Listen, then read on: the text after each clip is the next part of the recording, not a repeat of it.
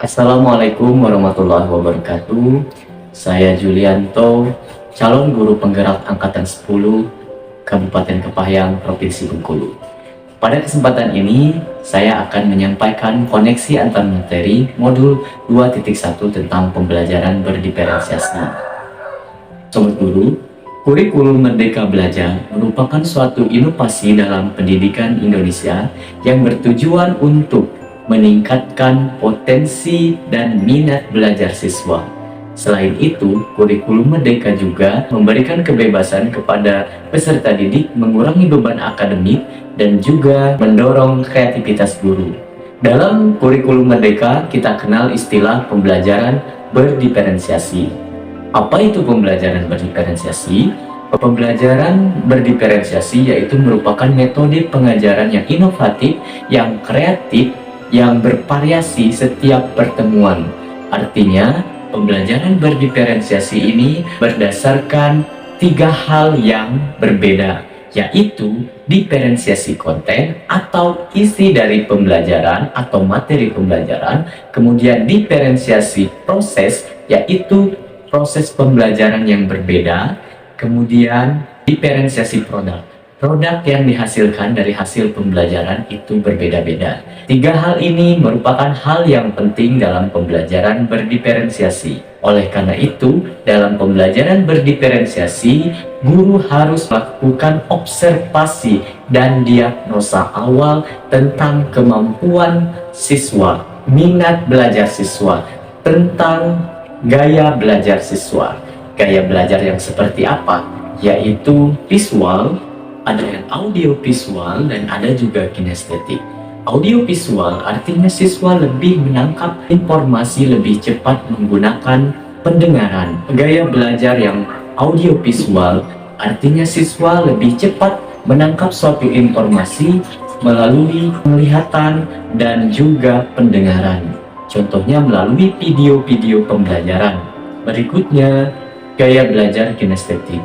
Siswa yang bergaya belajar kinestetik menyukai pelajaran yang aktif di dalam kelas, yang bisa menimbulkan suatu gerakan-gerakan tertentu. Implementasi kurikulum Merdeka terdiri dari tiga langkah. Yang pertama adalah asesmen diagnostik. Ini bertujuan untuk mengetahui potensi, karakteristik, dan minat serta kebutuhan belajar siswa.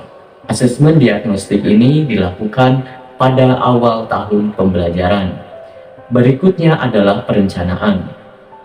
Seorang guru setelah melakukan diagnostik awal atau asesmen diagnostik, maka guru membuat suatu perencanaan pembelajaran melalui modul ajar. Di dalam modul ajar ini, guru bisa menyesuaikan dengan hasil diagnostik awal tadi tentang potensi dan kemampuan peserta didik serta minat belajar dari peserta didik. Dengan mengetahui potensi dan minat belajar peserta didik, maka guru bisa melakukan diferensiasi konten, diferensiasi proses, dan diferensiasi produk.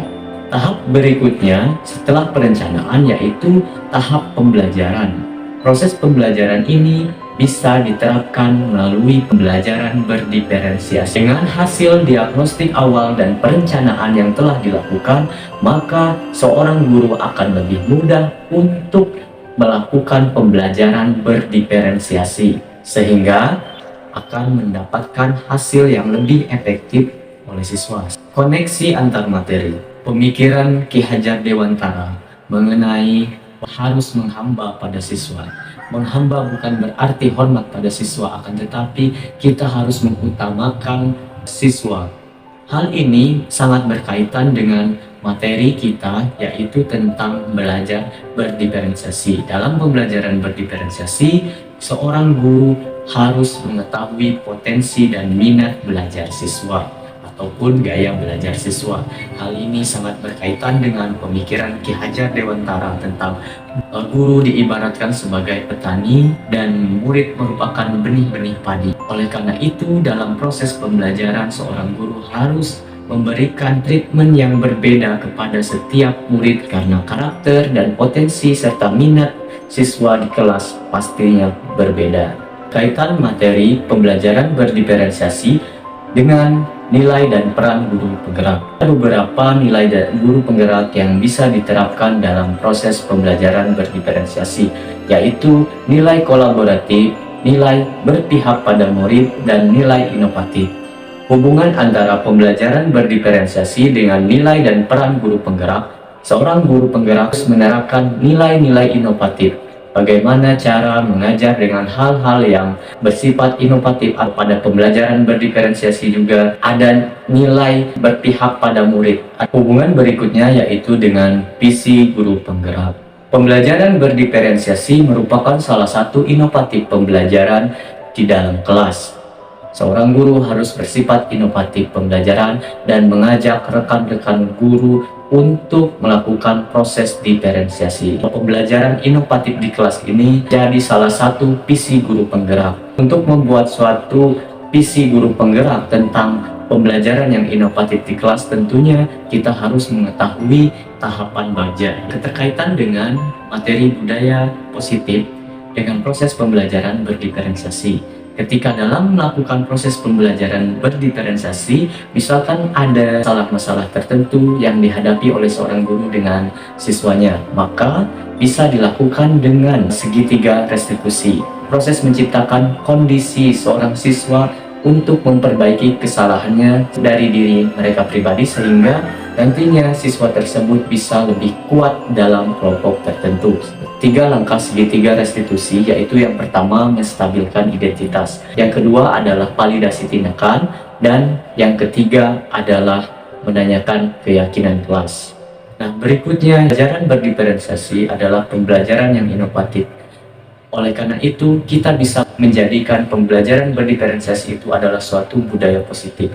Budaya positif tersebut bisa kita terapkan dalam suatu forum seperti komunitas belajar. Kesimpulannya, pembelajaran berdiferensiasi merupakan pembelajaran yang inovatif di dalam dunia pendidikan, karena pembelajaran berdiferensiasi menggunakan metode yang bervariasi disesuaikan dengan keragaman siswa. Sebelum melakukan pembelajaran berdiferensiasi, seorang guru harus melakukan asesmen diagnostik pada tahun ajaran pertama, kemudian lakukan perencanaan dalam bentuk modul ajar, kemudian yang selanjutnya adalah penerapan pembelajaran. Dalam pembelajaran juga di sana ada evaluasi dan refleksi pembelajaran. Pembelajaran berdiferensiasi dapat dikuatkan melalui nilai dan peran guru penggerak, misalkan mandiri, kolaboratif, berpihak pada murid, dan inovatif.